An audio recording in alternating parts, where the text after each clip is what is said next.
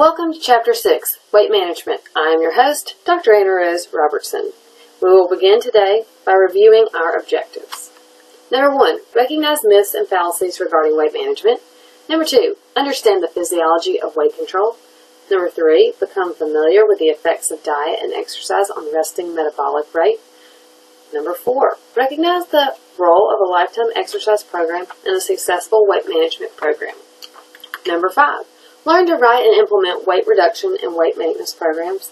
And last but not least, identify behavior modification techniques to help a person adhere to a lifetime weight maintenance program. Alright, so let's begin with the introduction. You've probably already learned this in class, but a person who is obese has a body mass index of 30 or higher, and this is the level at which excess body fat can lead to serious health problems. An estimated 35%, or approximately 1/3 of the adult population in industrialized nations, is obese. A person who is overweight has a body mass index greater than 25. The number of overweight and obese people in the United States has increased dramatically.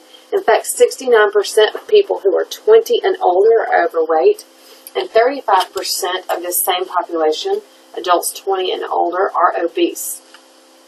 The average weight of American adults has increased by 25 pounds since 1965.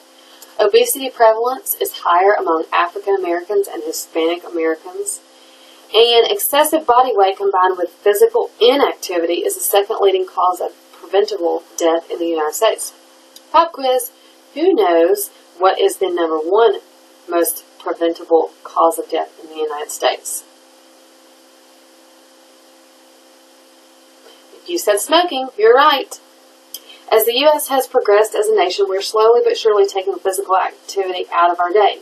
Can you think of ways in which physical activity has been eliminated or reduced in your day? Consider the escalator or the elevator. Consider the little button you push on the back of your SUV or minivan that closes the trunk for you. There are lots of ways that we have greatly reduced the amount of physical activity in our day. Obesity and unhealthy lifestyle habits are the most critical public health problem we face in the 21st century. In fact, obesity is more common than poverty and problem drinking. Obesity decreases the lifespan and negatively impacts the quality of life. Over 9 different cancers are associated with obesity, and more than 122,000 deaths occur each year caused by these different cancers. A primary objective of overall physical fitness and enhanced quality of life is to attain recommended body composition. What is tolerable weight? It is a realistic standard that is not ideal but is acceptable. More than likely, it's going to be closer to the health fitness standard than the physical fitness standard for most people. Another important thing to remember is that the ideal body shape, which is often found in magazines, billboards, movies, etc., are often achieved through airbrushing and medical reconstruction. In other words, it's not real. Failure to attain the perfect body may lead to eating disorders in some people, including but not limited to anorexia, bulimia, binge eating, and disordered eating. Stop and ask yourself, am I happy?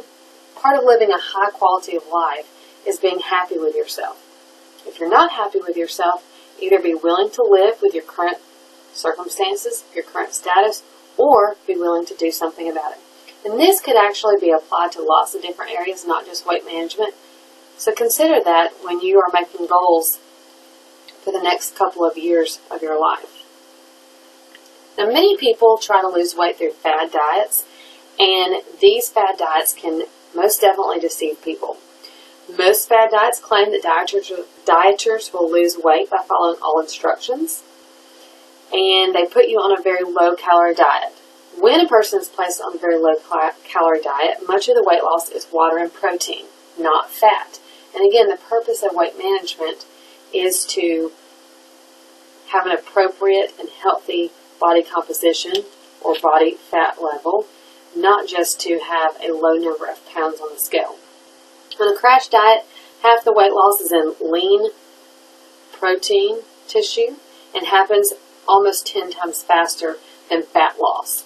In other words, when you're on a crash diet, and most of the time it will be very unhealthy, you are going to lose a lot of weight, and it's going to be very quickly, but it's not the weight that you want to lose. It is a loss of protein and not fat. 1/5 of protein is mixed with 4/5 of water, and water weight loss looks good on the scale, but again is not the type of weight loss that you're really looking for. Let's look at our table. A person who's on a diet that is near fasting will lose approximately 50% fat when they lose weight. A person who's on a moderate diet will lose approximately 75% of fat that's included in their weight loss. And the most healthy way to reduce a person's body fat is to combine a moderate diet and exercise. And you can see that that's actually very close to 100% of the weight that is lost is fat loss. All right. Low carbohydrate, high protein diets. There are many of these that you probably have heard of, including the Atkins diet, the Zone, Protein Power, the Scarsdale diet, the Carb Addicts diet, and Sugar Busters. Many low carbohydrate, high protein diets discourage the consumption of fruits and vegetables, as well as whole grains, and this deprives a person of many vitamins, minerals, fiber, which reduces the protection against many acute and chronic diseases. So be aware, when you're on these diets, they're going to discourage the consumption of fruits and vegetables. Well, why is that an issue? It's an issue because the vitamins and minerals found in these fruits and vegetables and the fiber found in whole grains, when they're eliminated, they no longer help prevent acute and chronic diseases.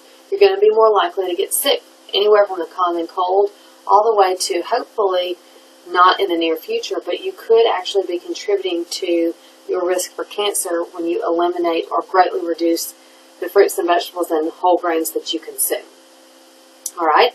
These types of diets increase the risk of heart disease, and these diets are also associated with specialized foods that you may have to purchase.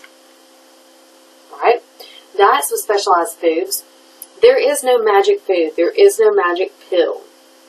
A variety of foods are needed in order to be well nourished, and most of these diets actually create a nutritional deficiency. When you have such a low calorie or low carb, high protein diet, you are creating a nutritional deficiency. You have a lot of fat in your diet, but not a lot of carbs, not a lot of proteins. Successful weight management requires permanent dietary changes. When you make these changes, it's something that you need to commit to for a lifetime. And it doesn't mean that you have to be super strict every day of your life. Food is made to be enjoyed. However, it is going to have to be a commitment to do this, or you will gain the weight back. The best method for weight reduction is exercise, along with reducing your caloric consumption. Traditional weight control assumptions that may have some truth but are open to much debate include the following. Number 1, balancing food intake against output allows a person to achieve the recommended weight. Number 2, all overweight people simply eat too much. And third, the human body doesn't care how much or how little fat it stores. Again, all these are based on some truth, but are open to debate.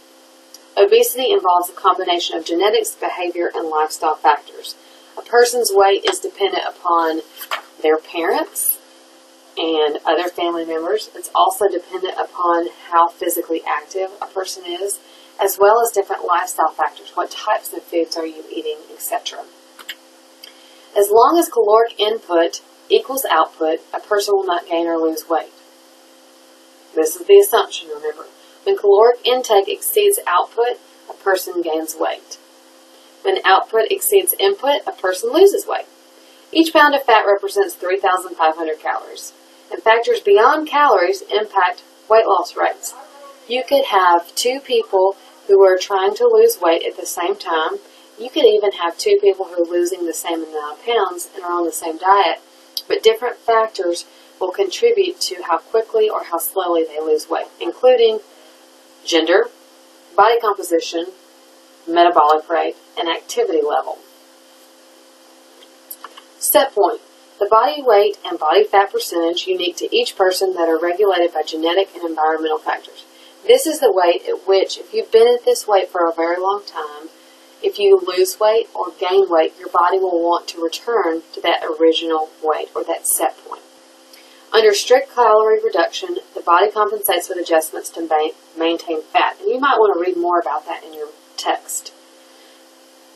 You have probably read about this in your text, but a basal metabolic rate is the minimum amount of calories that your body needs to support its bodily functions. And the BMR may drop dramatically if you are undergoing a strict calorie reduction. Once you stop your strict calorie reduction, you can gain the weight again. You're not likely to keep the weight off. So what's recommended? A daily caloric intake of 1,500 calories, including all the necessary nutrients. So again, you want to have a diet that is rich in vitamins and minerals, which you can get through eating fruits, vegetables, lean proteins, and whole grains. Under no circumstances should a person go under 1,200 calories, and this is only for petite women. Most people should not consume fewer than 1,500 calories. Again, that's very important. A tool that you can use is called MyFitnessPal, and it allows you to record your food consumption, especially those foods that you may eat at restaurants and things like that, if you're trying to watch your calories. Effects of constant dieting without exercise, the metabolic rate is going to slow as more lean tissue is lost. Again, when you are trying to lose weight, it's really not the weight you should be most concerned with. It's about having a healthy body composition. So when you're losing weight, you want to decrease the amount of body fat. When you participate in a very low-calorie diet, you're going to actually lose that protein weight and that water weight instead of losing fat tissue. Factors that inhibit weight loss: diets high in fat and refined carbs, near fasting diets, and artificial sweeteners. These types of diets actually contribute to fat gain. So though you may lose weight, you're actually going to increase your fat tissue.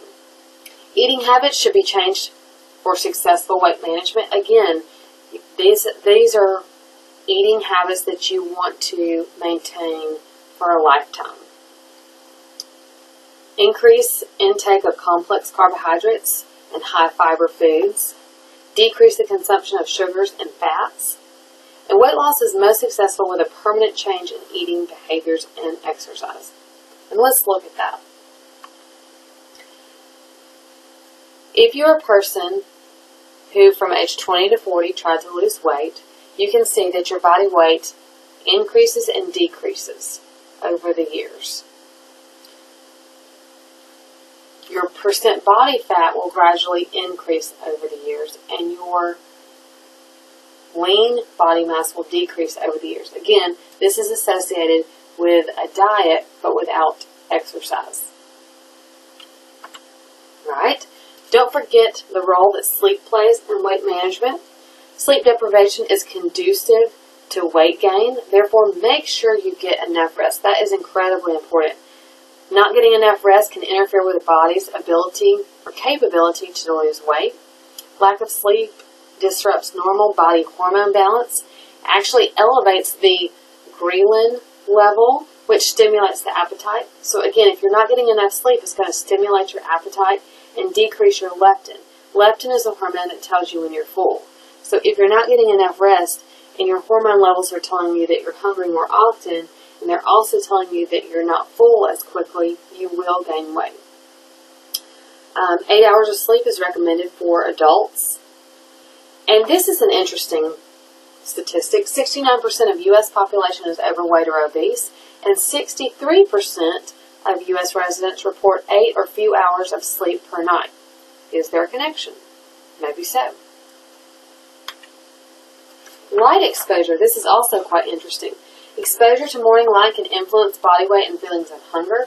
People who get more light exposure early in the day have lower body mass indices. Timing, intensity, and duration of light are all important factors. And again, you might want to read more about this in your text. Monitoring body weight. To regularly monitor body weight, you should do so at the same time and under the same conditions. In other words, if you weigh yourself as soon as you wake up with your pajamas on, then you should do so every day. Key components of lifetime weight management: measure at the same time under the same conditions. Expect weight to fluctuate by a pound or more from one day to the next. For females, your cycle will definitely affect your weight a couple of pounds during that time of the month. Don't freak out, however, males or females, when your weight does fluctuate a pound or two over a couple of days. However, if it stays higher or lower, you should talk to someone about that. It's much easier to adjust a couple of pounds than it is to adjust 10, 20, or 50 pounds. So make immediate adjustments. Talk to someone if your weight increases or decreases and stays there for several days. Being underweight can be, it doesn't have to be, but it can be as detrimental to your health as being overweight. So as you're in this class, if you would like to talk to a professor about trying to lose or gain weight, we are more than happy to talk to you. Exercise extenuates weight loss while on a negative caloric balance. Our bodies were made to be active. How much exercise do we need? So in order to receive health benefits, we need to be active 30 minutes a day, 5 days a week, or a total of 150 minutes per week. If you're trying to lose weight or prevent weight gain, you need to exercise approximately 60 to 90 minutes daily. And aerobic exercise is best to lower the body's weight set point. So again, we talked about that earlier in the lecture. What is the set point? If you say that body weight that your body really prefers, then you're correct. Another bonus point. Weight loss with increased physical activity. You'll notice 3 different colors here: an orange line, a green line, and a blue line. If a person participates in fewer than 150 minutes per week, as is indicated by the orange line, then they are not likely to lose very much weight. If a person exercises between 150 and 225 minutes, or the recommended level of exercise for all Americans or health benefits, then they will lose more weight. And the way to lose the most weight is to participate in at least 225 and up to 420 minutes of physical activity or exercise per week. Again, please be careful with these numbers. They are accurate, but it is best to talk to someone if you are trying to lose weight. We want you to do this in a healthy manner. We want you to be successful in this. Now, it is important to participate in both strength training and aerobic exercise. Strength training increases muscle tissue and also increases the basal metabolic rate, therefore burning calories beyond the minutes of exercise. You can actually burn calories for 2 hours or so if you're doing strength training. Strength training also helps to decrease abdominal or visceral fat. Exercise helps increase muscle tissue, connective tissue, blood volume, glycogen, enzymes, and other structures within the cells. So exercise is good for you not just because of being able to help you lose weight, but it also helps just your normal bodily function. As we said at the beginning of the lecture, most Americans are decreasing their physical activity as the years go by. Alright, spot reducing. This is something we've probably all heard of, and if we haven't heard of it, we've probably all wanted to do that. Most of the time this happens for our ab area. Research has revealed the fallacy of spot reducing or losing cellulite. When fat comes off, it actually comes off throughout the entire body. It's not just in one spot. Unfortunately, we're not able just to do a bunch of crunches and lose that abdominal fat.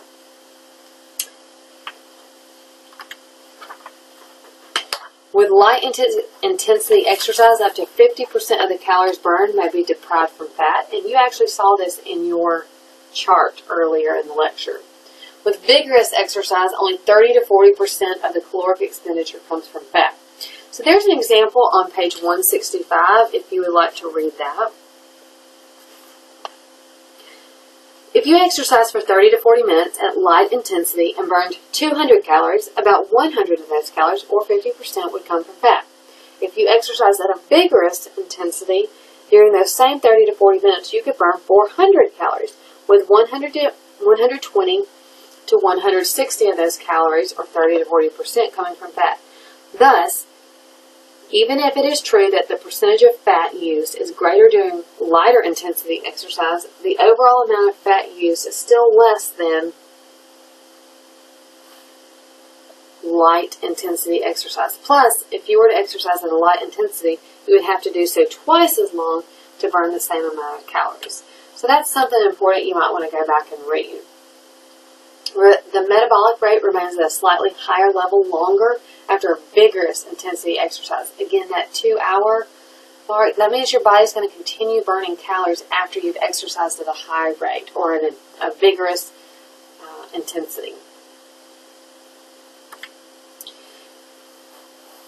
Benefits are derived from light intensity exercise. So even though if you're wanting to burn more fat and more calories, you should exercise at a vigorous intensity, there are health benefits that can be obtained from light intensity exercise. Those include a decrease in premature morbidity or death among overweight people, higher participation and willingness for beginners to stick with a light intensity program.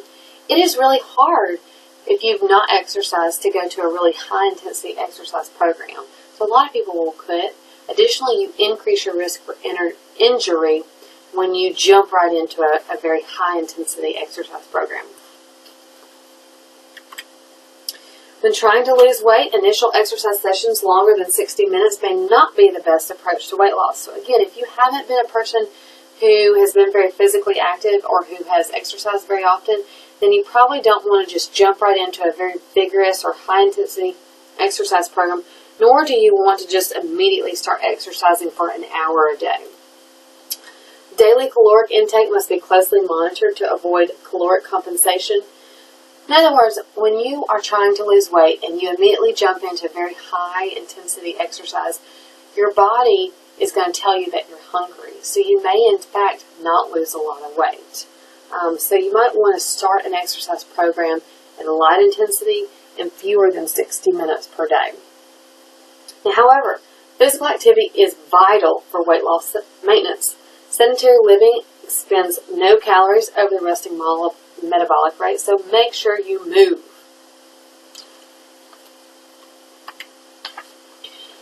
Studies show that higher aerobic fitness is associated with lower mortality rate. Again, this is death. They're less likely to have a premature death if you participate in aerobic exercise. And this doesn't matter if you are overweight or not. People who exercise have a decreased risk of premature death. Both obesity and physical inactivity are independent risk factors for heart disease, type 2 diabetes, and other chronic diseases. In other words, the death rate for thin but unfit folks is 2 times that of obese and fit people. So it begs to the argument, is it better to be fit or fat? And a lot of research will say that it's very helpful to be fit than fat. However, I'm sorry, I said that the wrong way. Research shows that it is better to be fit and fat than to be very thin but have a high body fat percentage. So, fitness leaders do not support the notion that people can enjoy vibrant health and good quality of life while being overweight or obese.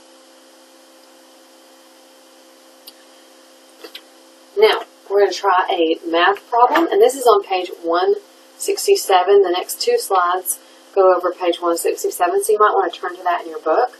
You can estimate your caloric intake by estimating your energy requirement. It's based on your height, weight, gender, and age. You can also determine the number of calories burned daily as a result of exercise, and you can add these 2 values together to estimate your total calories. Now, the next slide, table 6.1, this gives you 2 math equations, one for men, one for women, to estimate your energy requirement. In other words, your your metabolic rate. Again, you may have to do some conversions. Body weight is in kilograms, and you can divide that in pounds. Height is also in meters, so be aware of that. To determine the target caloric intake to lose weight, multiply your current weight by 5. Subtract this amount from the total daily energy requirement with exercise. Final caloric intake to lose weight should not be less than 1,500 calories for most people. Now, when should these calories be consumed?